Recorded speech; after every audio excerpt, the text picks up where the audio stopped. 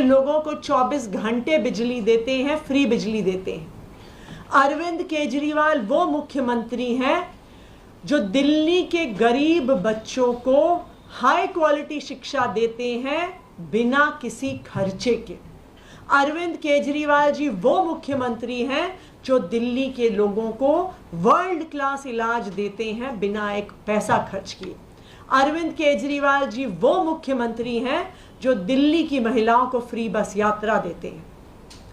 Bharatiya Janata party Arvind Kejriwal ji के काम को तो मैच नहीं कर पाती है।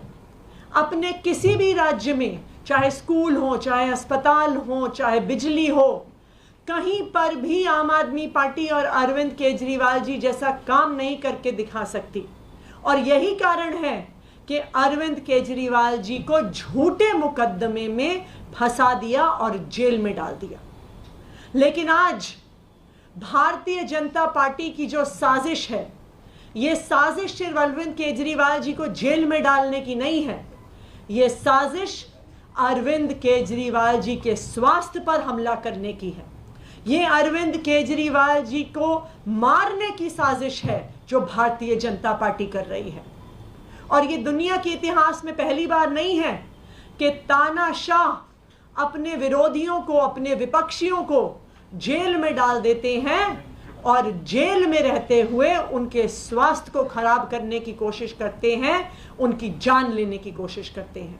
ये भारत के इतिहास में, देश के इतिहास में बार बार हुआ है। बार बार इस पर बात उठी है कि तानाशाह विपक्ष के नेताओं को जेल में डालते हैं और उनके स्वास्थ्य को खराब करके उनकी जान लेने की कोशिश करते हैं। हमने देखा कि किस तरह से पहले अरविंद केजरीवाल जी को उनकी दवा, उनकी इंसुलिन, उनकी शुगर कंट्रोल करने के लिए जो जरूरी थी, भारतीय जनता पार्टी शासित केंद्र सरकार ने उन्हें मिलने नहीं दी। हमने देखा कि किस तरह से अरविंद केजरीवाल जी जो 30 साल से डायबिटीज के मरीज हैं, उनको अपने डॉक्टर से बात नहीं करने दी, उनको एक्सपर्ट से कंसल्ट नहीं करने दिया। ये तो जब अरविंद केजरीवाल जी कोर्ट गए और कोर्ट के डिसीजन के माध्यम से अरविंद केजरीवाल जी को इंसुलिन मिली, अरविंद केजरीवाल जी के लिए एम्स का एक मेडिकल बोर्ड कॉन्स्टिट्यूट हुआ।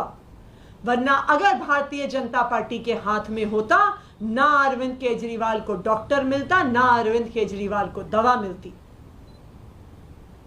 जब अरविंद केजरीवाल जी को ट्रायल कोर्ट ने बेल दे दी तो भारतीय जनता पार्टी को समझ में आ गया कि आज नहीं तो कल, कुछ दिन में अरविंद केजरीवाल जेल से बाहर आ जाएंगे और जो उनके स्वास्थ्य पर हमला भारतीय जनता पार्टी कर रही है, वो हमला खत्म हो जाएगा।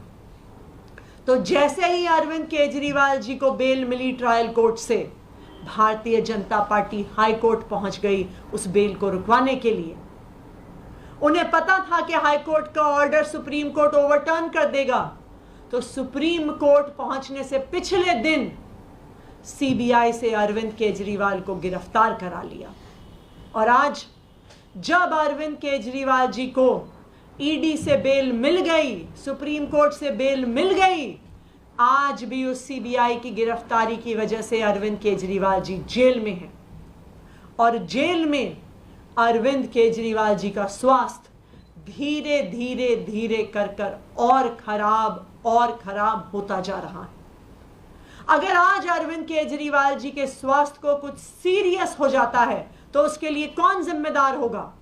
उसके लिए सिर्फ और सिर्फ भारतीय जनता पार्टी जिम्मेदार होगी, जिन्होंने उन्हें जेल से बाहर आने से रोकने के लिए सीबीआई की फर्जी गिरफ्तारी करवाई। अरविंद केजरीवाल जी को 30 साल से शुगर की बीमारी है, अक्यूट डायबिटीज के पेशेंट हैं वो। पिछले कुछ हफ्तों में उनका शुगर लेवल बहुत खतरनाक लेवल तक गिर गया है कई बार। कोई डॉक्टर आपको बताएंगे, और अभी 2 डॉक्टर्स यहां पे हमारे एक्सपर्ट्स मौजूद भी हैं, वो आपको समझाएंगे कि किस तरह से एक शुगर के मरीज को हाई शुगर लेवल से बहुत ज्यादा खतरा लो शुगर लेवल से होता है। अगर शुगर लेवल 70-60 से नीचे आ जाता है तो कुछ भी उस व्यक्ति को हो सकता है। सोते हुए व्यक्ति लो शुगर लेवल की वजह से कोमा में जा सकता है, उनको ब्रेन स्ट्रोक हो सकता है, उनको सीजर्स हो सकते हैं, उनको परमानेंट ब्रेन डैमेज हो सकता है। अरविंद केजरीवाल जी का शुगर लेवल रात की नींद में 5 बार से ज्यादा 50 के नीचे पहुंच गया, खतरनाक लेवल्स पे पहुंच गया। अगर अरविंद केजरीवाल जी को स्ट्रोक आ जाता है, ब्रेन डैमेज हो जाता है, परमानेंट डैमेज हो जाता है, तो उसके लिए कौन जिम्मेदार होगा? ना सिर्फ इतना, 21 मार्च से लेके आज तक अरविंद केजरीवाल जी का वजन 8.5 किलो कम हो गया है। जिस दिन ईडी ने उनको गिरफ्तार किया था उनका वजन 70 किलो था, और अब तिहाड़ जेल में जब मेडिकल चेकअप हुआ तो उनका वजन 61.5 केजीज है।